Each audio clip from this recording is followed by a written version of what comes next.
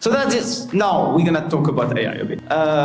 Before talking about this AI impact, what you need to be aware of is that there is a paradox in AI, in teaching and learning. On one side, AI amplifies creativity. AI will allow you to explore quickly new domain, try things, involve you to create, evolve you to explore, evolve you to connect. So as students, as a team, you're gonna be able to experiment, try more than ever. You have all the option now to connect everything you learn and explore and develop any product. It's the best time for you now to create product, to build something. You are the generation of builders with AI. So you can really turn your imagination into something concrete. And in this way, yes, we can say that AI is the driver of creative problem solving, right? It's a driver, yes. It will drive you faster, like a train. You take the train, you go faster, right? But be careful about that. AI is a driver to creative problem solving, yes, but just a driver, right? What needs to be understood in AI is the fact that AI is based on large language model, LLM. Have you heard about LLM? Yes or no? So you know, everyone know what is AI? Yes or no? But you know what is LLM? No. So you don't know what is AI, right? Because actually you think you know, right? But you don't understand the mechanism, right? What is LLM? It's a large language model. So behind the magic, because you think that AI is magic, but behind the magic you have thousands and thousands of data collected from years of internet usage. So you have lots of data. And with this data, you're gonna actually compute things using some kind of statistic computation. We call that machine learning. So basically, you think that AI provides you something creative, but AI doesn't create something new. AI will go to the data, the thousands of data, and just pick up what is the most probable words, what is the most probable things to fit and match your need. So AI generates actually what is the most probable for what you want. In this direction, actually the risk is we might have always the same answer to what we ask. That's gonna be one of the risks. And one of the risks of AI is to go into a world that's where everything looks like the same. Everything looks like the same thing. You can see here, I'm not too sure that all of the panes here is human-based creation. But the risk of AI is to lose this creativity by having too much uniformized creativity. So the thing is, AI does not make you more creative. AI makes you more predictive. AI makes you access to more information. But the creativity is still a human skills. I don't know if you observe, but as teacher, we observe that all your cover letter looks like the same, right? You send us lots of cover letter to apply to university, right? They all look the same, right? So do we evaluate that? No, we don't care, because actually you are just generating the same thing. Same for your assignments maybe, right? If you assign, but what is the reason why it looks the same? It's because of AI. AI actually fill up the gap. AI, you haven't specified everything. AI will complete what is missing. So write me a letter to apply for this university. Okay, that's a prompt. But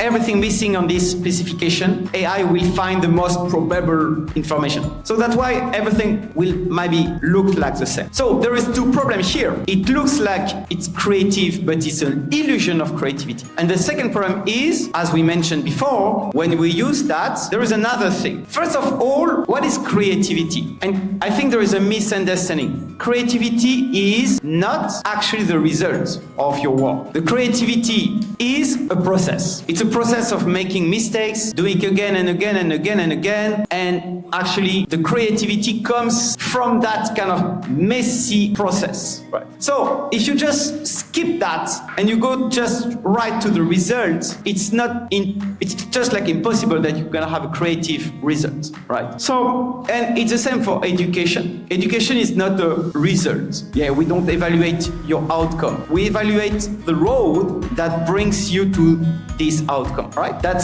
is what is most important for you. So now let's summarize a bit what we say. What we say is that AI can be seen like a working pathway, because this is a working pathway, right? So that's a good point, right? Because it allows you to go faster, right? A moving pathway, moving walkway, by the way. So we can see AI like a moving walkway, and it helps us to go forward. It helps us to go faster, but it also imposes the mental style. It imposes us a direction, right? And that is what we don't want. We want you to keep your creativity, your original ideas, right? And the risk of using AI in the wrong way, and I come back to my introduction, is the risk is to use always the system 1 and not the system 2. And that is called cognitive laziness. Like, you're gonna take the habit of just learning by reading the summary provided by ChatGPT, right? So if you do that,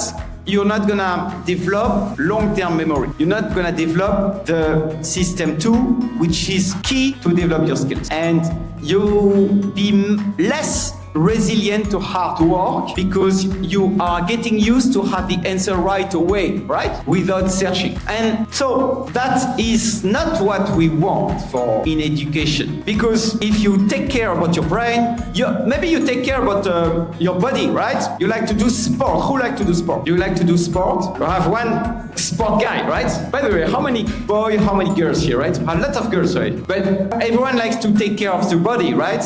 Anyway, you like to have a healthy life, right? But are you taking care of your brain? Because the brain is part of your body, right? So that is the question. Because maybe taking care of your face, taking care of cleaning yourself, doing sport, it's part of something that you can see. You feel like it's important. But the brain, it's less visible, but it's still important. So that is the thing. The same as playing sport, the brain needs some mental effort that you still need actually to perform. So what we say here, we just say that AI should not be the replacement of your brain, but just a partner. And we're gonna see more in details. How can you use AI as a partner instead of a replacement of your thinking process? So the risk is losing your ability to develop your ideas, to control what you want to do.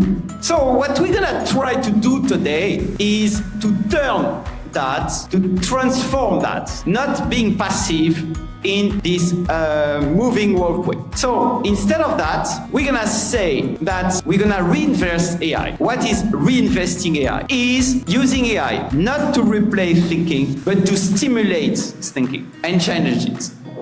So we're gonna transform the whole moving pathway into a treadmill. That's gonna be yes. So what is a treadmill? Is pretty much a sport equipment that allow you to keep being healthy. So you can turn that. You can use AI tools to go faster and also to be active in your thinking process. So for all of that, the big question of my topic today is how can you develop intellectual effort, critical thinking, creativity in the situation where AI can do everything for you. So you might think about, hey, why should I learn if AI can anyway answer my assignments, right? The answer of that, I think I explained it already, right? I think you know. But now the question is how to use AI in your learning journey. And the answer is use AI ethically. You're gonna adopt an ethical approach in your study. So let's go in details about that. What is an ethical approach of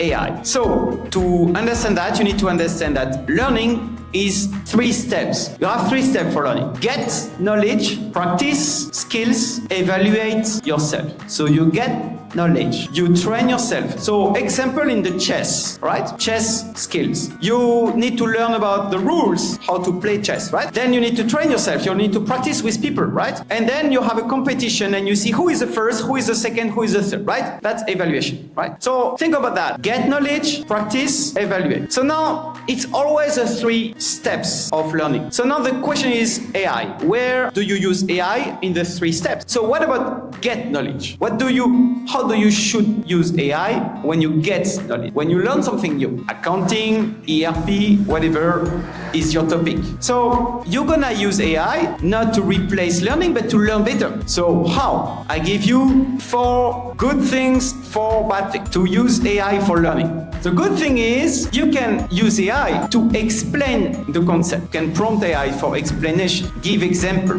compare things. Hey, what is the difference between this and that? All right? Asking for a learning path. Hey, I want to learn about ERP. I want to learn about accounting system. Can you give me a 2 weeks plan with the chapters and the learning objectives and provide me a quiz so that I can learn and evaluate myself? That's the first point. But that's the good usage of AI. Good usage of AI for learning. Use AI as a partner to explain you things, right? That's very good.